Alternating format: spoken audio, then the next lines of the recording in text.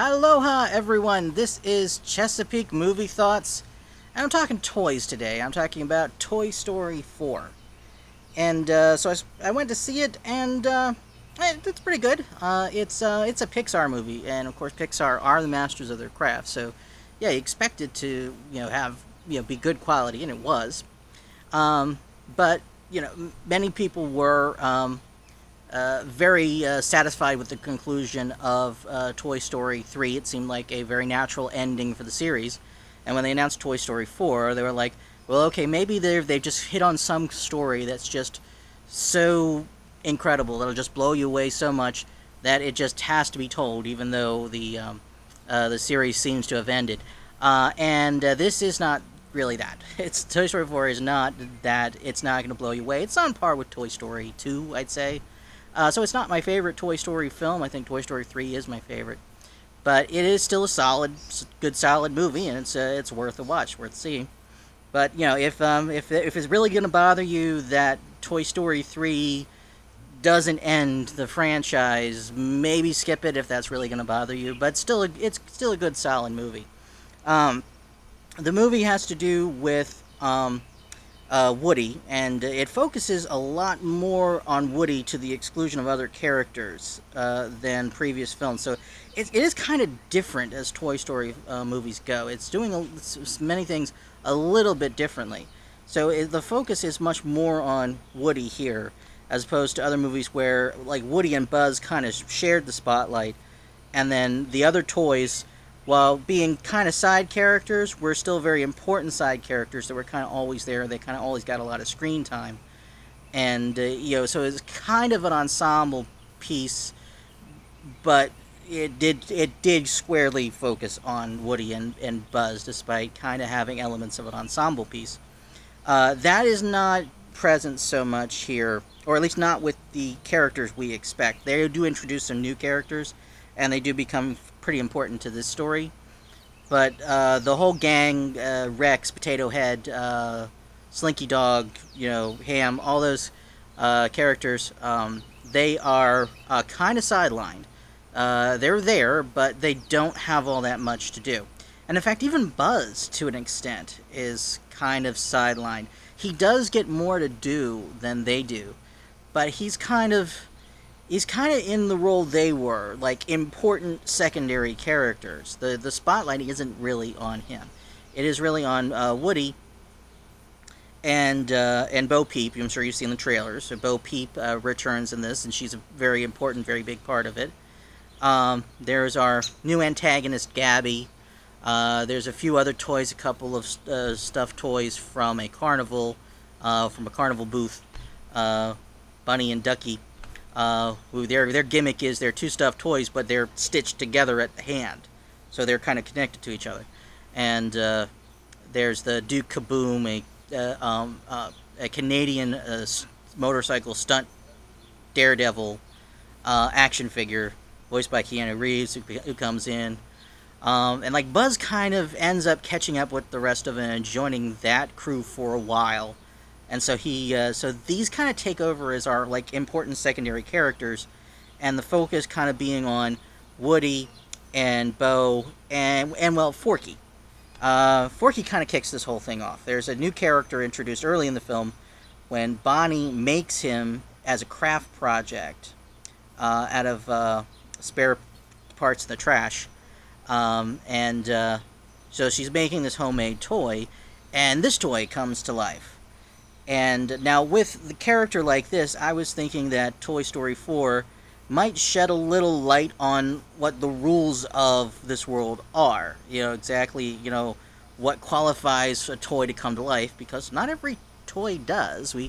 Etch-a-Sketch in the first movie came to life, but, like, round rubber balls and Hot Wheels cars didn't. So, what are the rules? They've never made it clear.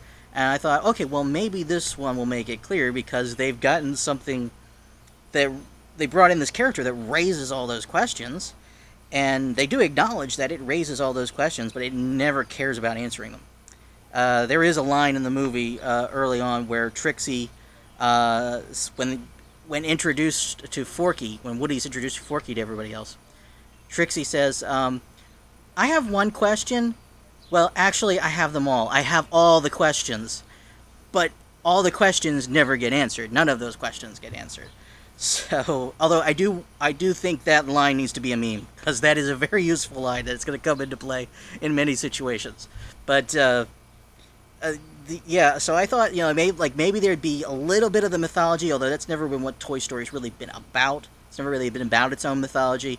But I thought maybe we'd get a few answers, not like in depth, but maybe I thought answer a few things. No, none of that. It just raises more questions and doesn't care.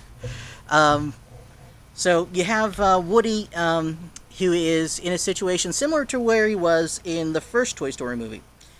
Bonnie is different from Andy. Bonnie has different favorite toys, and Woody is not a favorite anymore. If anything, he's kind of a least favorite. He's at the bottom of the barrel now. And where he was faced with the position of losing his spot as favorite toy in Toy Story 1, he became very jealous and became very protective, going to great lengths to protect his spot as favorite toy. That does not happen here. Woody is much more accepting of it, but he is still trying to find his place. Okay, because he's not favorite toy anymore. What is his role now? He needs to find it, and he's trying to find ways to be useful. And once Forky shows up and comes to life and becomes Bonnie's new favorite toy, he decides that his job is to protect the favorite toy from himself, because Forky was made out of trash and believes that's where it belongs. It does not think it should be a toy. It thinks it should be trash and keeps trying to throw itself away. But then Bonnie would be heartbroken. So to protect Bonnie, Woody is trying to protect Forky from himself. So you have that kind of kicks off the whole story. Forky gets lost, Woody goes after him, and ends up running into Bo Peep, who parted ways with the rest of the group long ago. And there's an antique shop where the whole thing is like there's this road trip. Bonnie and her family go on this RV trip to an RV park, which is right next to a carnival and an antique store. And these are like the campground, the carnival, and the antique store are like the setting for this movie.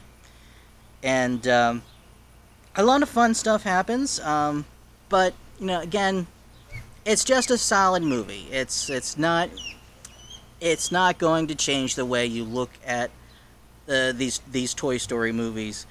But that being said, it is very different. Some of the questions it brings up, some of the decisions that get made in it, they make perfect sense in this movie. Like, the movie makes it totally understandable that these characters would make the choices that they do.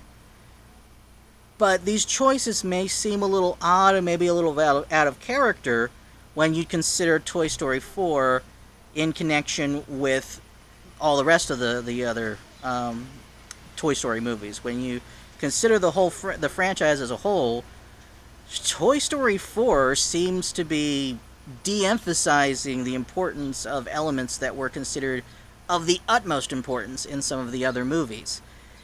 In this movie, it makes sense. So taken by itself, it's you. If this were the only one you watched, you would not notice. It would not be a thing. You wouldn't even notice it being odd. But it becomes odd when you just put them together. If you were to watch all four of them back to back, it seems like that would be like a little head scratching. Not enough to ruin the movie, but just a little bit enough to make you think. Is this even the same franchise?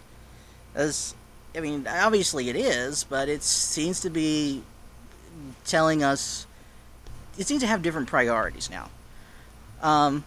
So that'll make sense when you watch the movie. If that doesn't, if you don't understand what I'm saying about different priorities, different things aren't considered important, it'll make sense when you watch the movie. And you should. Do you need to go out to the theater to watch it, or could you wait for DVD? You could probably wait for DVD.